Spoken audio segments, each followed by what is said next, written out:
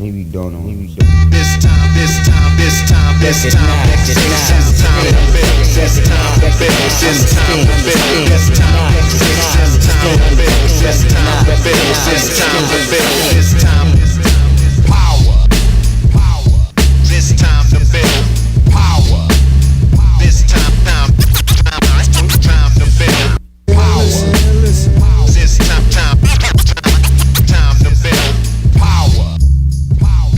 What's up, everybody? I am your host, Chris Hampton. Welcome to episode 16 of the Power Company podcast, brought to you by PowerCompanyClimbing.com.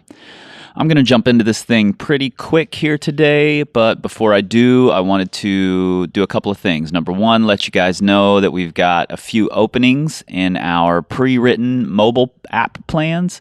What those are is basically we took our most popular ebooks, that's Boulder Strong, Boulder Better, and Climb 512, and improved upon those, updated them, and loaded those into our app so that when you're using it, you have a coach available to you, and we can customize it to fit your equipment and your schedule a little bit.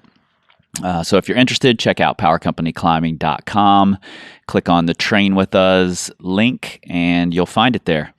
Also, big thanks to all you guys who've gone out to iTunes and reviewed us and rated us. We really, really appreciate that, and that's why this episode is here. This is one of the bonus episodes I promised that'll take us through the end of the year with weekly episodes. So that's pretty exciting. Today we're going to talk about psych and energy and what you bring to the crag and what your partners bring to you. And I think it's really important. It's a huge part of climbing well. And a good friend of mine, Dru Mack, is definitely the most psyched individual I've ever met and has been since I met him. And he brings a really amazing energy to the crag that I think we can all learn from. And, you know, it's hard to get anything actionable out of someone who's just super psyched all the time, and that's just the way they are. But we try to dig in a little bit, and I think you can really learn from Dru. So, with no further ado, let's jump into this thing. You know, I'm inspired by everybody, not just people like that you see in the movies or climbing 515 or whatever. That's inspiring and that's cool. But if you work hard for 510 and you do it and you're stoked on it, then I'm really excited for you. Power. This time to build power.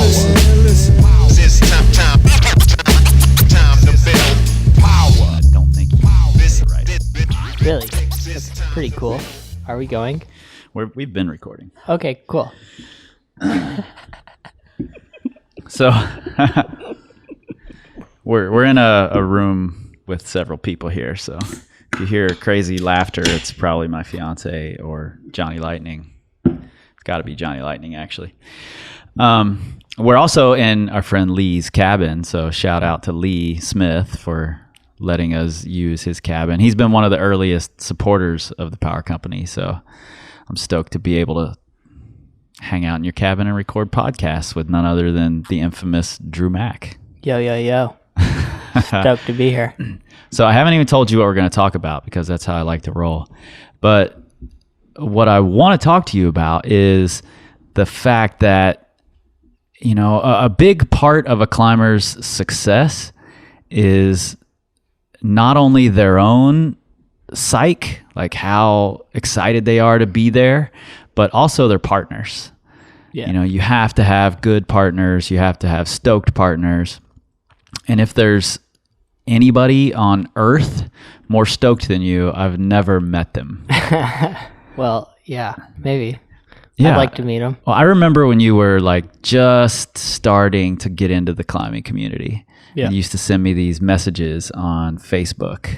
Yeah. And it was like half like, dude, I listened to your raps, and half like, dude, I want to do Paradise Lost. Like, you were so fucking psyched all the time. Yeah. Where did that come from? Like, did it happen the first time you went rock climbing? Yeah, I think ever since I started climbing, I was just really drawn to everything about it, all encompassing, just being able to go climbing. And I started in the climbing gym, and I always just found it so much fun. And it was also just like an escape from everything else. It was something that I really, really enjoyed doing, and so I just like fully went into it. I feel like I was also really like, really inspired by other people and watching them like try hard and put energy into something. And so that inspiration, was really cool and led me to be like super psyched all the time, I think. Yeah, and I see you feed off of people that way, who early on were the big inspirers. Yeah, so you talked about somebody who's always supporting you, and that was like Lee Smith was the guy who first kind of took me under his wing. Did he take you outside for the first time? Took me outside for the first time. Yeah, we went to Longwall. That was Have really you been cool back experience. to Longwall since? I have once. And I probably won't go back very much. But maybe one day when I place widgets.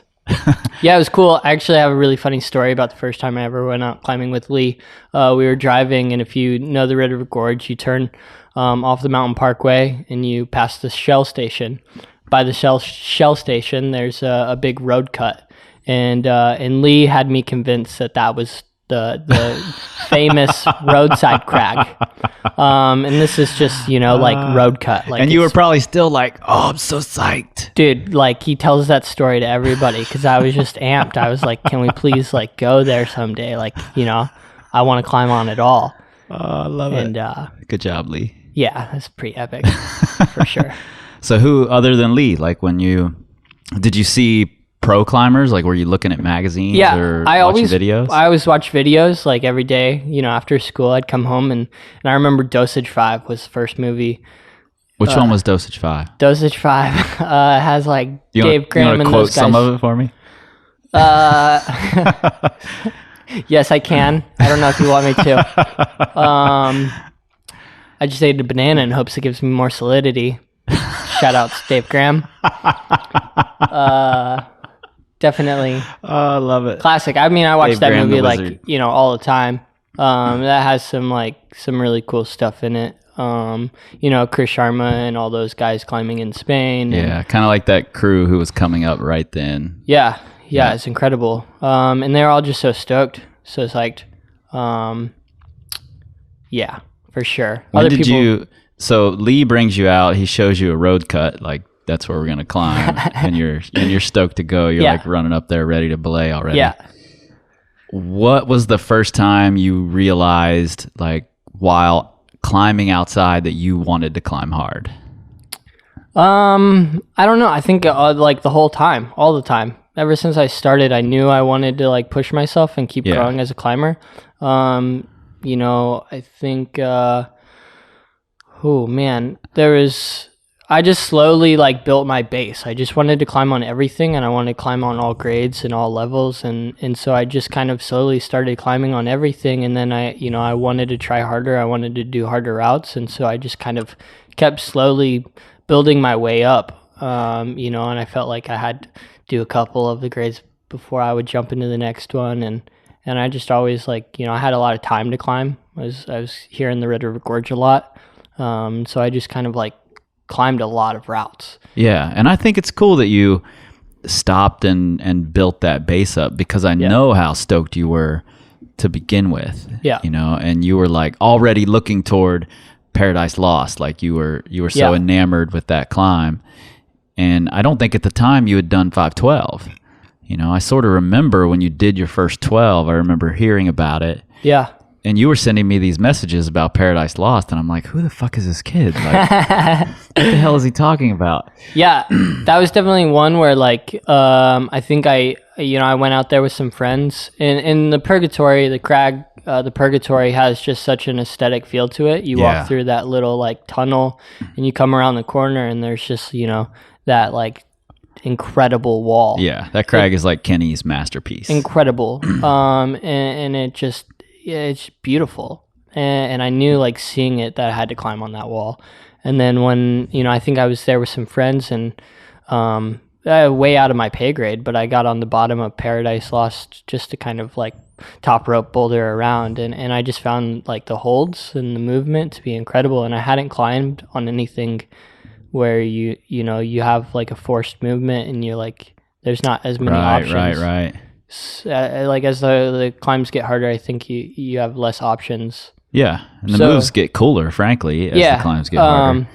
Were the friends you were with able to climb on that grade? Yeah, I believe so. Okay. I don't remember exactly who it was with or anything, but I remember that, and I remember just being inspired, like incredibly. Like I had never been before. Like I'd built up, and I think at that time I was probably breaking into the low 12s, but nothing like really stood out to me as like just this like masterpiece until that route, I think.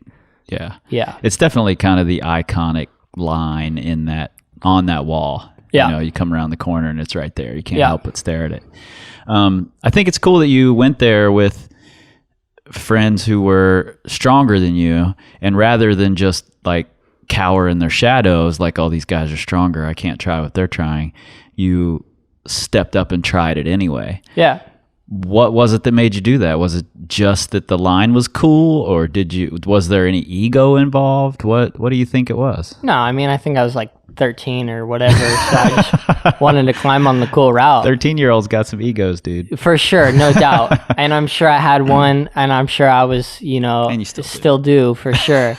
But I think I just wanted to climb, I might have done some of the other routes of the crag. Yeah, like it kind of jumps from like 511, 512A to up into 13A. Yeah. So there's not much like else to do there. If I had done the other routes, then that was it. So yeah.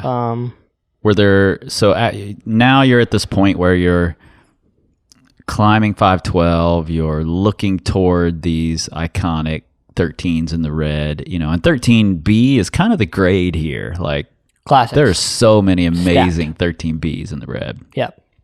When you were approaching that level, who were the people that were inspiring you at that point? Was Lee still in the picture? Yeah, Lee was definitely in the picture, and that was right. I broke into those grades right when I got out of high school. What do you find right now, or even in those days, still inspiring about Lee? Like, what is it that gets you stoked to climb with Lee? I mean, Lee took me out side climbing for the first time 10 years ago. And not only is he like my climbing partner, but he's like my best friend. I train with him. I like do like my life with him. Like I talk to him about what's going on personally and like everything. Yeah, so like, it's more than just climbing then. Yeah, exactly. And so having that, like, we support each other 100%.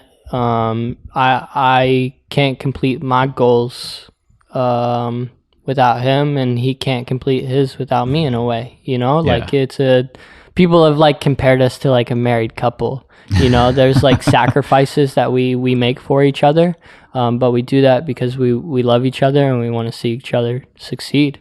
And I think having that support, like, it goes it's so far. Yeah, I think it's huge. Yeah, it's insane. And I think a lot of climbers like have their weekend partners or whatever, but or climbing friends at the gym. But to have like somebody like Lee, and I have a bunch of other friends that have been like super supportive over the years. Yeah. But to have like a focused partner that you can always rely on. I train with him. He understands how I climb. Yep. He knows my weaknesses. He knows my strengths. Yeah, and I think he puts a lot of energy into your climbing and training, and I think you give him a lot of that energy back. So I think that's a 100%. That's a really good partnership. Yeah. And so you don't feel like you're outgrowing those partners you started with, even though at this point you're climbing 514. You've done quite a few 514s now, some of them pretty quickly. You don't feel like you're outgrowing those old partnerships. No, man, I get to learn from so many people, regardless of who you are or like how much I know you, how much I've climbed with you. Like, I get to learn so much from that person and their climbing style and, how they climb and everything. I don't like, just because I'm stronger than somebody or whatever doesn't mean I can't like have an absolute blast with them climbing, or can't learn something about technique or movement or climbing. Yeah, and you're one of those people who, whenever we see you, or whenever I talk to you, or I see you with other people, you're genuinely psyched for what everybody else is doing, and that's more rare than it seems, because I think that genuine part isn't always there. Yeah. Everybody acts like they want to hear about your day, but really, when most people say, "What'd you do today?" they just want you to ask what they did today. Yeah, I've seen that. So sure. So that they can tell you all about their day. Yeah. I think that level of psych for everybody else is rare, and your psych has become a hashtag. Yeah. It's this Dru Mack Siked, Siked. Yeah. Because you couldn't fucking spell when you were a kid. It has become this hashtag. Yeah. Have you ever like looked at that hashtag and gone, man, where does this come from? Like how does it get to this point? Have you ever tried to examine your own psych, or where it comes from, or? No, yeah. I mean, I've definitely thought about it, and it's been something, it pops up in like little athlete questionnaires all the time, actually. Like, how do you stay motivated and things like that. And I think it's just like this, it's something that it feels natural to me. Like, I love rock climbing. I love being out at the crag with friends, and the culture of it is really, it's my life. And I don't know. I just like I love rock climbing. I love trying hard, and I love seeing other people be involved with that, and also putting in hard work and everything. So,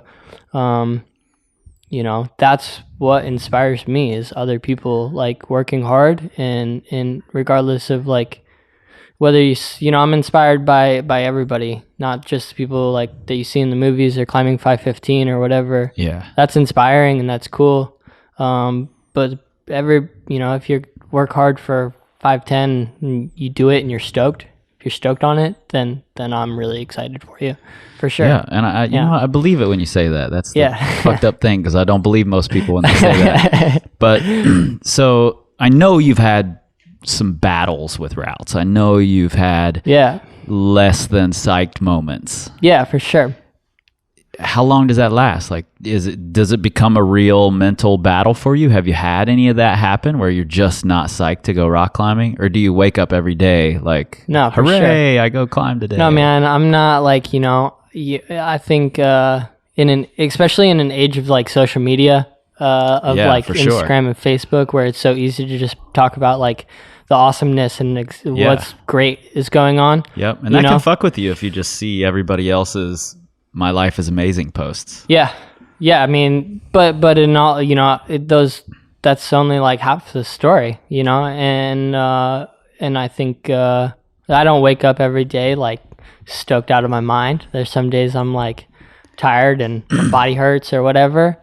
But see, in my head, you do wake up stoked out of your mind, like you spring out of bed and you're like rapping while you get ready to go climbing. And you're super stoked. Yeah. Well, you can keep that thought in your head of me. But yeah, man, I mean, I don't know.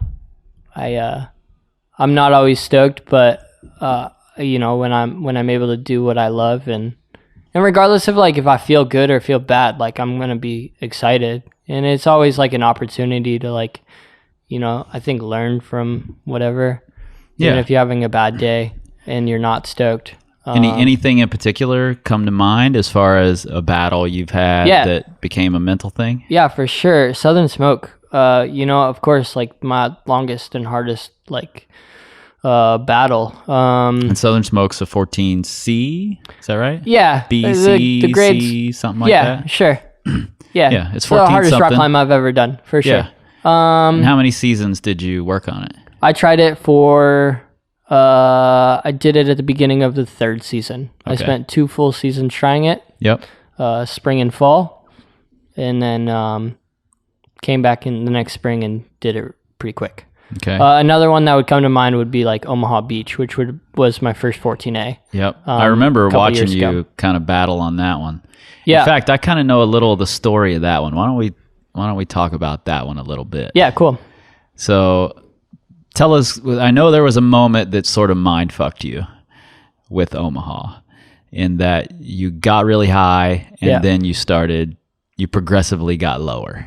Yeah. Talk to me a little bit about that. Yeah. Okay. So, we'll just like start, I graduated school and I moved out, to the red, and I was just living there. And at the time, my hardest red point was 13A when I moved to the red that summer. Right. And through that summer, I my good friend Johnny, and I were climbing like every day, just like hustling, just grinding, even in the summer heat, like just getting after it. And through that, I like did some B's and C's, and I was really motivated. I was really psyched to just be climbing all the time. And I ended up doing a bunch of the Madness Cave routes, where Omaha Beach is.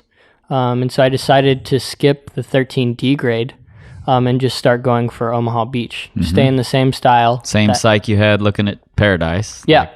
So, I was incredibly motivated to try this route, and I quickly, was just on it as many days as I could, all the time. And I made a lot of progress really fast. Towards the end of the season, I finally had like this huge breakthrough, and I fell higher than I would like to bet nobody's ever fallen as high as I fell. I think I was good golly. Good golly. Next subject. So I fell there.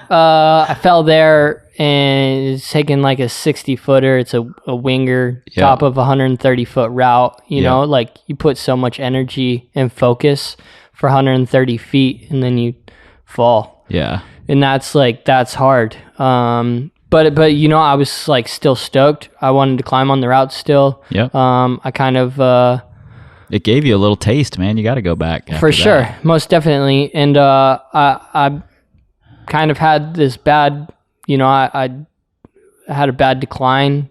I'd like started falling way lower. I started, being frustrated and tired and beat down. And I think also, being it was a hard time for me, like learning about being out on the road and what I was doing with my life. I had so many people telling me I should be in college and doing other things. That's tough, all that pressure. Yeah, I mean, it's not like, it's not a hard situation to be in, rock climbing full time.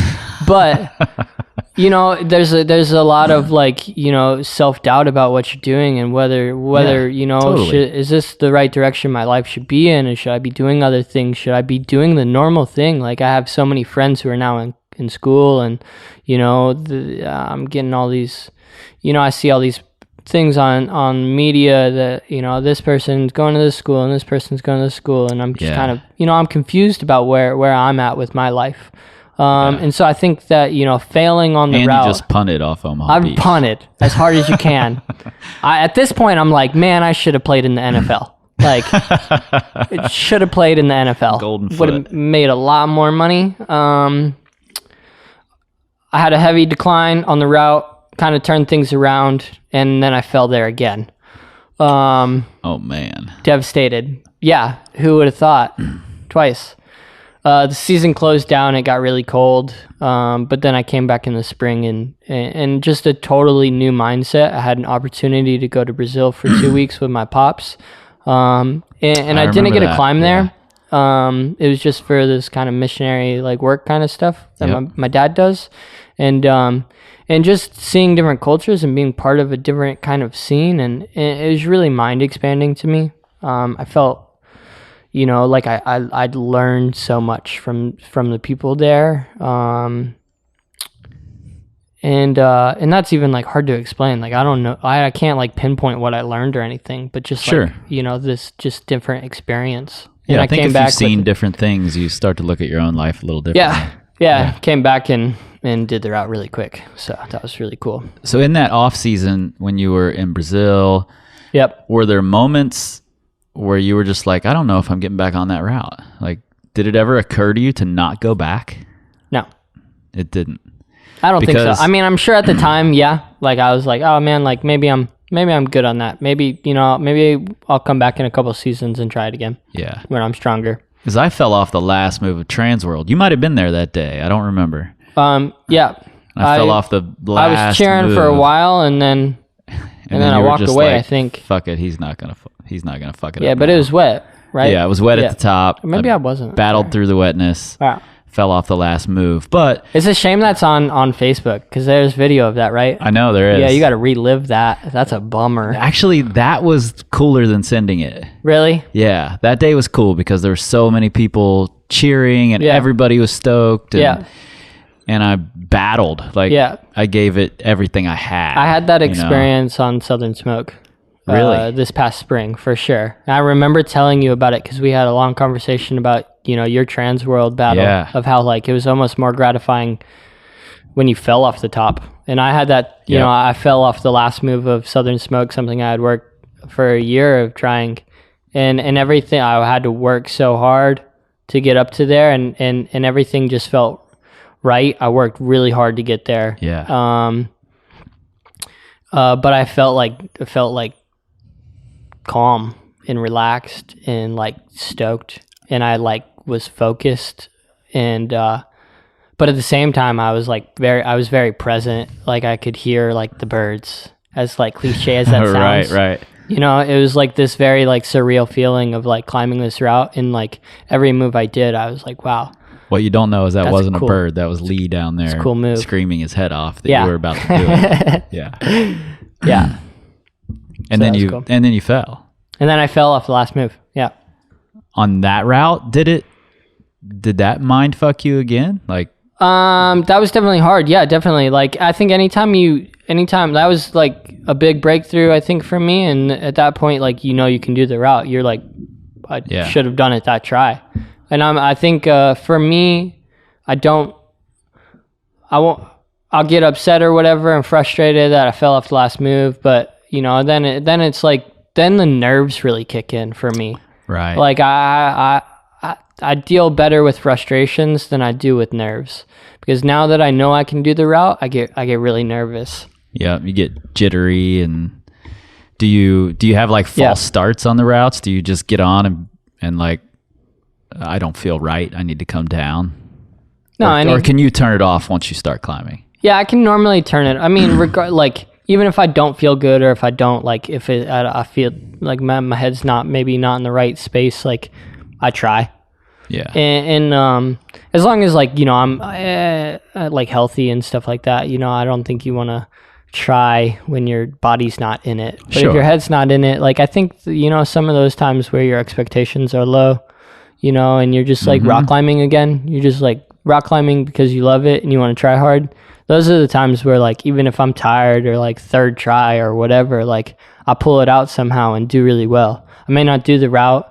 I may not even get to my high point, but like, climbing well when you're tired and fatigued and mentally maybe not there, like that can be really powerful. And like the next time you come back. Yep. I agree totally. Yeah. So a person like Dru Mack, who's always Dru Mack psyched. Yeah. Except for when he has these mental mindfuck battles that most people frankly don't know about, because by the time you get back to cell service and you post something, you're Dru Mack psyched again. Yeah. So how do you go about choosing the people that you go climbing with most often? Are they also super psyched like you are? Do you need partners who are always psyched? Or do you kind of provide the psych for the group whenever you go climbing? Yeah, I don't know. That's an interesting question for sure. I think that not everybody's as psyched as me, for sure. People are... Yeah, there's no one as psyched as you. Joe Kinder, maybe. Shout out to Joe. Thanks for the inspiration. People have compared me to Joe a lot, actually. But no, I think that... Yeah, I don't know. Hustle. I think that...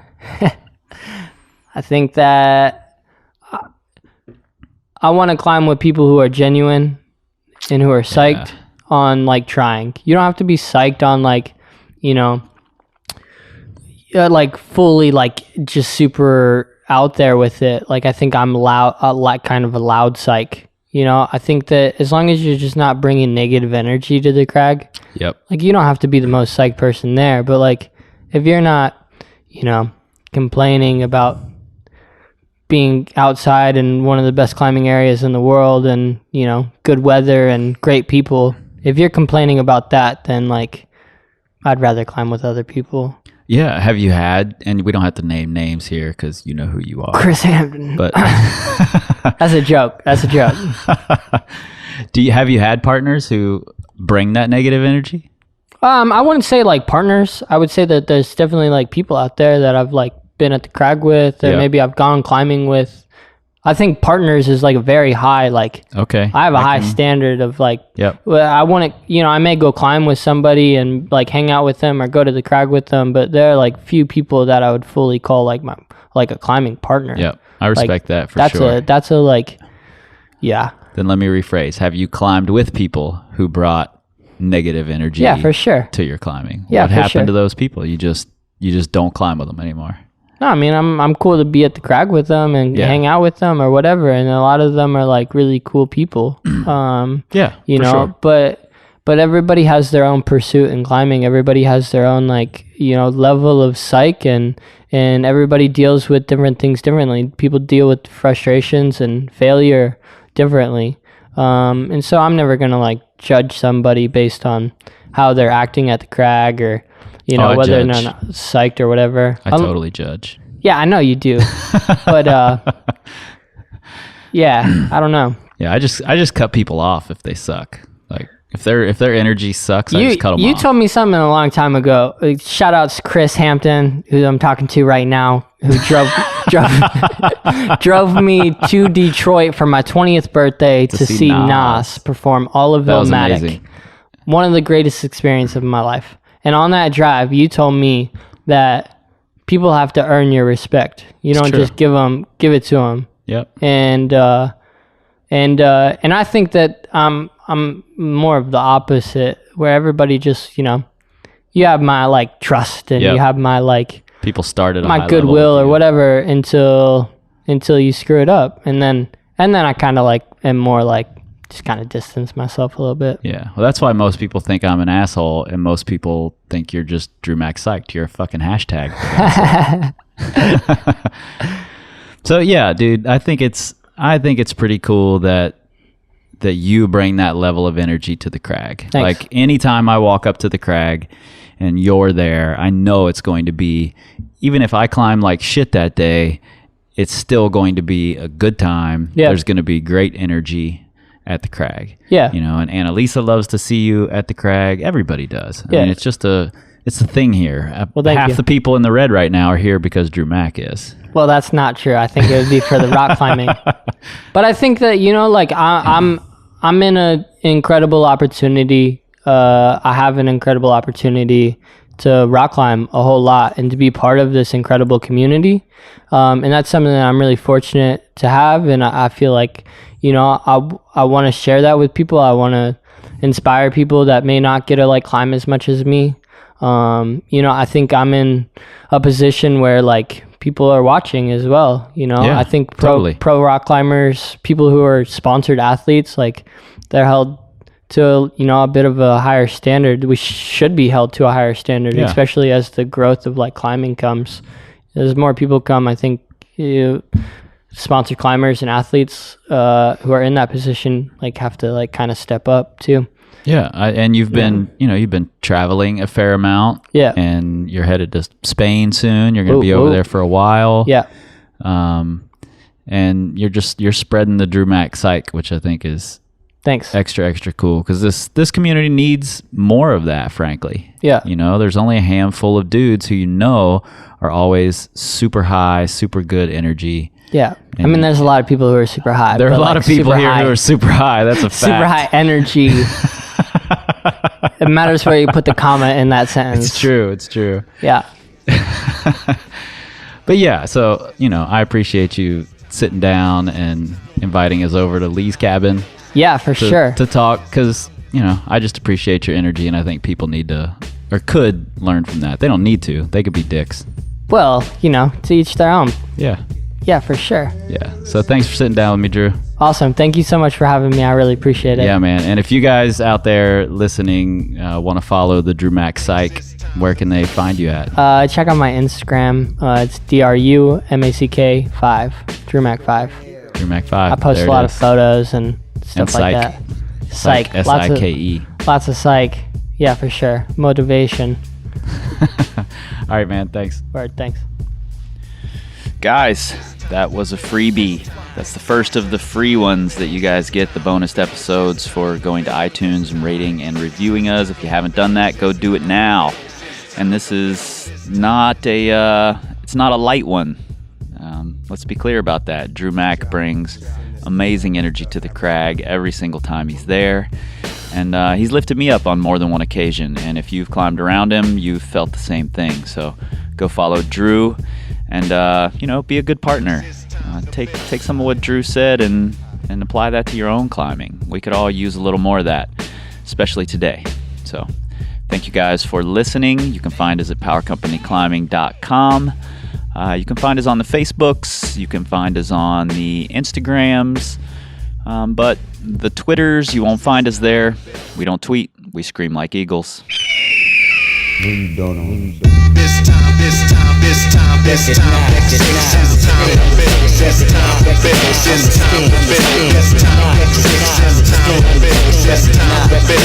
time to fix.